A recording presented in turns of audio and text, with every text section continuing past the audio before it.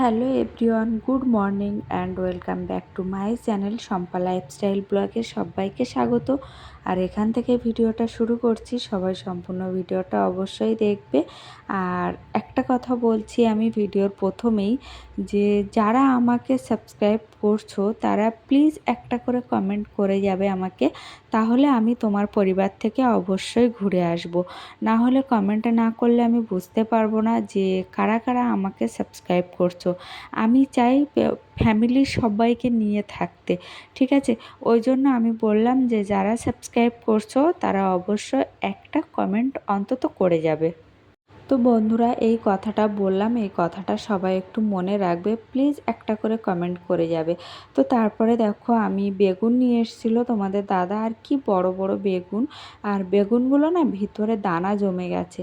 তো তোমাদের দাদা বেগুন ভাজাটা অতটা খায় না, কিন্তু ঝোল করলে খাবে, মাছ দিয়ে বেগুন রান্না করে দিলে খাবে, কিন্তু ভাজা খাবে না। তো যাই হোক, আপাতত একটা বেগুন আমরা ভাজা করব, আর একটা বেগুন রেখে দেব কালকের জন্য। আর সবথেকে সমস্যা হয় যে আমার যেহেতু ফ্রিজ নেই, তো ওই জন্য আমার ভীষণ অসুবিধা হয়। তো যাই হোক, এই পর্যন্তই। তো তারপরে দেখো আমি ছেলেকে মুড়ি মাখিয়ে দিচ্ছিলাম, মেয়েও মুড়ি মাখা খাচ্ছে আলু দিয়ে। আর আমি একটু সবজি করেছিলাম সকালবেলা, সেইটা রান্না করেছি বলে আমি ভাবলাম যে একটু ভাত খেয়ে নিই, আর মাছের তরকারিটা একটু পরে করব।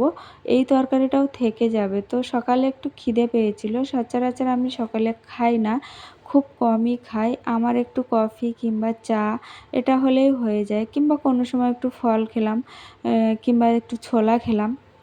তো আজকে তরকারি হয়েছে বলে, তোমাদের দাদা নিয়ে গেছে বলে আমি ভাবলাম যে একটুখানি খেয়ে নিই, তারপরে দুপুরে আবার পরে অল্প করে খেয়ে নেব। তো চলো, খাওয়া দাওয়া তো করে নিলাম, নিয়ে এই যে মাছ আনা হয়েছিল, সেই মাছটা রান্না হবে। তো জাস্ট একটা মাছেরই তরকারি হবে, আর কিছু হবে না। আমি একটু যাব এক জায়গাতে, আমার যেতে হবে, না গেলে নয়। যাব হচ্ছে আমি গড়িয়াতে যাব। গড়িয়ার হচ্ছে বন্ধন ব্যাংকের যে আমাদের একটা খাতা করা ছিল, সেইখানে যেতে হবে। যেহেতু আমার বন্ধন ব্যাংকের একটা লোন চলছিল, সেই লোনটা অলরেডি শোধ হয়ে গেছে, ওই জন্য আমার ওখানে যেয়ে একটু দেখা করে আসতে হবে। আর নতুন এইখানে এসে আমি যদি কোনো একটা ব্যাংকের যোগাযোগ পাই বন্ধনে, তো ম্যানেজার বলেছিল যে আমি ওখান থেকে তাহলে ট্রান্সফার করে দেব। আমি সেই জন্য একটু যাব বন্ধন ব্যাংকে। তো রান্নার পরে আমার মেয়ে বলল যে মা, তুমি তো এখন যাচ্ছ না, তাহলে আমার স্কুলের এই প্রজেক্টটা একটু করে দাও। তো অনেক দিন হচ্ছে এই জিনিসগুলো বাদ দিয়েছি, আর স্কুলেতে জীবনে করতামই না, কারণ আমার ক্লাসে যারা ছিল সবাই জানে পড়ায় মোটামুটি কোনো ইচ্ছেই ছিল না। তো যাই হোক, শুধু বদমাইশি আর বদমাইশি, পড়ার প্রতি মানে করতে হয় তাই করতাম, এরকম আর কি। আর যারা ভালো স্টুডেন্ট ছিল তারা খুব ভালোভাবেই পড়াশুনো করতো।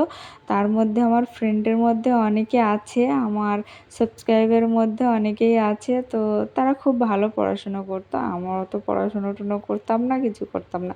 তো যাই হোক, সেই সব দিনগুলোর কথা খুব মিস করি আর খুব মনে ওঠে। তো মেয়ের এই কাজগুলো করতে গেলে মনে হয় যেন যে স্কুল লাইফে আবার চলে এসেছি। তারপরে একটু করে কালার লাগিয়ে দিতে বলছিল, আমি বললাম যে আমি একটা করে কালার লাগিয়ে দিচ্ছি, পরের কালারটা তুই কর, কারণ আমাকে যেতে হবে। তো এইটা করে দিয়ে আমি বেরিয়ে পড়বো, বেরিয়ে পড়ে তোমাদের সঙ্গে আর দেখা হবে না, একবারে সেই রাত্রে তারপরে দেখা হবে। আর আজকে হচ্ছে তোমাদের দাদা ঘরে আছে, তার জন্য হচ্ছে একটা মিস্ত্রি আসবে, মানে আমার ঘরের লকের জন্য। তো চলো, সন্ধেবেলা দেখা হচ্ছে, ঠিক আছে? গুড ইভিনিং বন্ধুরা। তো দেখো আমি ঘরে এসেছি, আর ঘরে এসে আমার ঘরের অবস্থা দেখো। আমার রান্নাঘর মানে আমার কিচেন এরকম কোনো মতেই থাকে না। তো তোমাদের দাদা বলছে আমি কিছু করিনি, তো এরকম কিছু বলতে গেলে বলে আমি কিছু করিনি। তো ওরা এবার কী করবে, তার মধ্যে মিস্ত্রি চলে আসলো। এই যে দেখো, মেন গেটের যে আগের ভিডিওতে তোমাদের লকটা দেখিয়েছিলাম, সেই লকটা, কিন্তু দরজাটা অতটা ভালো দিইনি। দরজার যে ওই ফ্রেমটা দিয়েছে সেগুন কাঠের, শাল সেগুন কাঠের, কিন্তু দরজার মেন কাঠটা মানে দরজা যেটা, ওটা কিন্তু ভালো কাঠ দেয়নি। পরে আমাদের চেঞ্জ করব, সেটা এখন নয়, পরে।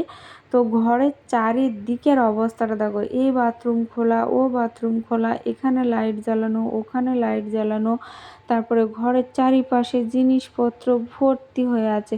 তো যাই হোক, এক এক করে সব কাজ করব, আর প্রচুর কষ্ট হচ্ছে, প্রচুর কষ্ট হচ্ছে, তো কি করব, করতে হবে। আর এই লকটা না লাগানো হয়েছে ঠিক আছে, কিন্তু যতক্ষণ না কোলাপ্সের গেট আমাদের লাগানো হচ্ছে ততক্ষণ কিন্তু সেফটি নয়। কোলাপ্সের গেট লাগালে তাতে একটা তালা দেওয়া থাকবে, ব্যাস, সারাদিন তুমি দরজা খুলে রাখো, কোনো অসুবিধা নেই। তো এই যে দেখো ফাইনাল গেটের লুক। তো এইটা লাগানো হয়েছে, আর নিচে ওইটা পাকানোর সিস্টেম। হ্যাঁ, ভিতর থেকে যদি আমি লক করে দিই তাহলে বাইরে থেকে আর কেউ খুলতে পারবে না। আর আমি এই ভিডিওটা এডিটিং করছি প্রায় বাজে 1টা থেকে 1:30টা বেজে গেছে। তো যাই হোক, ঘুমিয়ে পড়েছিলাম, কিন্তু তারপরে আমি বাথরুমে উঠলাম, বাথরুমে উঠে একটু চোখে মুখে জল দিয়েছি। তো জল দেওয়ার পরে আমার আর ঘুম আসছে না। তো আমি ভাবলাম যে ভিডিওটা একটা এডিটিং করি, যেহেতু পোস্ট করতে হবে, সেই আমার সকালে এডিটিং করতে হবে। তো এখন করে আমি বসিয়ে দিয়ে রাখি, আপনা আপনি ডাউনলোড হয়ে যাবে। তো তারপরে দেখো, এই ব্যালকনির এই যে উপরের সিটকিনিটায়, এটা ছিল না, আলাদাভাবে কিনে লাগাতে হচ্ছে, কারণ আমার ছেলে একটু শান্ত, তো ওই জন্য যাতে উপরে সিটকিনিটা লাগানো যায়, ওই জন্য তোমাদের দাদা দেখো মিস্ত্রি এসেছিলো, ওখান থেকে একটা ছিদ্র করে নিয়েছে, নিয়ে তারপরে উপরে সিটকিনি লাগাচ্ছে। ওই যে দেখো হাফ বরাবর একটা আছে, আর উপরে ওটা দিচ্ছে। যতক্ষণ না ব্যালকনিতে গ্রিল না লাগানো হচ্ছে ততক্ষণ আমাকে তো সেফটি থাকতে হবে, তাই না? তো তারপরে চলো আমি আমার ঘরটা ঝাড় দিয়ে নিই, পরিষ্কার করে নিই। যতক্ষণ না বাসনপত্র ঘর ঝাঁট ফাট দেবো ততক্ষণ শান্তি নেই। সমস্ত কাজ করে তারপরে ঘুমাবো। আর এইটা হচ্ছে ওই লকের চাবি, তোমাদের দাদার কাছে একটা চলে যাবে, আমার কাছে একটা চলে আসবে। তো যাই হোক, লকটা কেমন হয়েছে অবশ্যই জানিও। আর এই যে দেখো বাইরে ওই সামনের গেটটা এখনও কেউ আসেনি, দরজাটায় ওনারা হচ্ছে ঘরের কাজ চলছে, মানে পুরো ঘর ফিটিং করে তারপরে আসবে। হয়তো বৈশাখ মাসের মধ্যেই চলে আসবে, বৈশাখ মাসেই ভালো দিন দেখে চলে আসবে। তো যাই হোক, আমি আপাতত এটা পরিষ্কার করব। আর ঘরের কাজ দেখে আমার মাথা গরম হয়ে যাচ্ছে, তার মধ্যে ফুলকি হচ্ছে। দেখো ফুলকিটা আমি দেখি, আমার ভীষণ ভালো লাগে ফুলকিটা।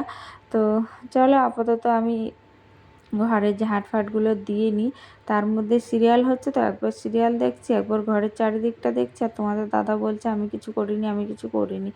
তো উনি বাসন ধুয়ে রাখতো, কিন্তু কথাটা হচ্ছে যে মিস্ত্রি চলে এসেছিলো, তো ওই জন্য আর বাসনটা ধুতে পারেনি। আর আমার মেয়েও বাসনপত্র সব ধুয়ে পরিষ্কার করে রাখে। আর একটা কথা, এই ঘরে আসার পরে আমি এখনও পর্যন্ত তোমাদের ঠিকঠাক ব্লগ দিতে পারিনি, আর বেশিরভাগ দিচ্ছি গ্রামের ভিডিও।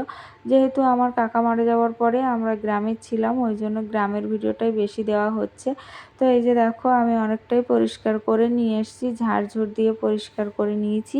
এবার ভাবছিলাম একটু মুছে নেব, তো তোমাদের দাদা বলছে এখন আর রাত্রে মুছতে হবে না, সেই কালকে মুছবে, ওই জন্য এখন আর মুছতে হবে না। ওই জন্য আমরা ঘরটা মুছলাম না, একেবারে সুন্দর করে পরিষ্কার করে ঝাড় দিয়ে নিয়ে চলে এসেছি। এবার ঝাড়ঝুড় দেওয়ার পরে মনে হচ্ছে আমি আর ভাত ফাত কিছু খাবো না, আমি একবার জাস্ট শুয়ে পড়বো, মানে এত কষ্ট হচ্ছে।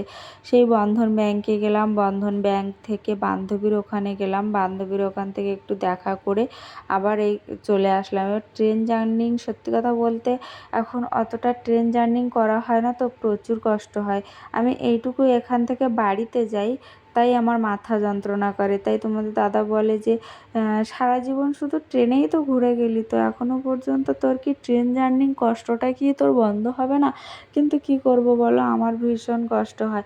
তো দেখো তোমরা বলবে যে রাত্রে ময়লা বাইরে বের করছো, আমি রাত্রে ময়লা বাইরে বের করি না, কিন্তু বেশিটা আমি এখানে তুলে নিয়েছি। আর ওইটা একটু ঝাড় না দিলে হবে না, কারণ বাইরে যখন ওটা ছিদ্র করেছিল ড্রিল মেশিন দিয়ে, তখন না প্রচুর ধুলো জমে গেছিলো বাইরে, কিন্তু বাইরেটা ঝাড় না দিলে হবে না। তো আমি ঝাড় দিয়ে একবারে সিঁড়ি পর্যন্ত নামিয়ে দিই, যাতে সামনেটা কোনো নোংরা না থাকে। আর রাত্রে আমি ঝাড় দিতামই না, কিন্তু ওই যে বললাম না ছিদ্র করেছে, সেসব কাঠের গুঁড়ি গুঁড়ি পড়ে আছে, ওই জন্য আমি দিয়ে নিলাম। তো আপাতত ঝাড় দেওয়া হয়ে গেছে। এবার আমি ফ্রেশ হব, ফ্রেশ হয়ে আমি শুতে যাব। ওদেরকে বললাম যে তোরা একটু ভাতটা বেড়ে খেয়ে নিস। মেয়ে বলল ঠিক আছে আমি ভাত বেড়ে খেয়ে নেব, কিন্তু পরে যে বাসনগুলো হয়েছিল সেইগুলো আমার মেয়ে পরিষ্কার করে ধুয়ে রেখে দিয়েছিল। এমনিতে আমি যেদিন ভিডিওটা করেছিলাম সেদিনও তো খুব কষ্ট হচ্ছিল, তার উপরে আমি যখন ভিডিওটা এডিটিং করছি তখনও আমার ঘুম পাচ্ছে, যেহেতু 1-1:30 বাজে। আমি ইচ্ছে করে ভিডিওটা এডিটিং করলাম যাতে সকালবেলা না করতে হয়। তো দেখো অলরেডি ঘর আমি পরিষ্কার করে দিয়েছি। তো আজকের ভিডিওটা কেমন লাগলো অবশ্যই কমেন্ট করে জানাবে। আর তোমাদেরকে ভিডিওতে প্রথমে যেটা বললাম সেটা অবশ্যই মাথায় রাখবে, জাস্ট একটা কমেন্ট করে দেবে যে আমি তোমার পরিবারে চলে এসেছি। এমন কিছু লেখার দরকার নেই, তোমার মনের মতো করে একটা কমেন্ট করে যাবে, আমি সেই কমেন্ট অনুযায়ী তোমার পরিবারে চলে আসব, ঠিক আছে? তো চলো আজকের মতো টাটা, আমার তো প্রচুর কষ্ট হচ্ছে। তো দেখা হবে নেক্সট ভিডিওতে। সবাই ভালো থেকো, সুস্থ থেকো, সাবধানে থেকো। তোমাদের দাদা বলছে ওভাবে না শুয়ে একবারে ফ্রেশ হয়ে শুয়ে পড়ো। তো চলো টাটা, গুড নাইট, দেখা হবে নেক্সট ভিডিওতে। বারবার বলছি জাস্ট একটা কমেন্ট। তো দেখো এদিকে সিরিয়াল চলছে। Tata, good night.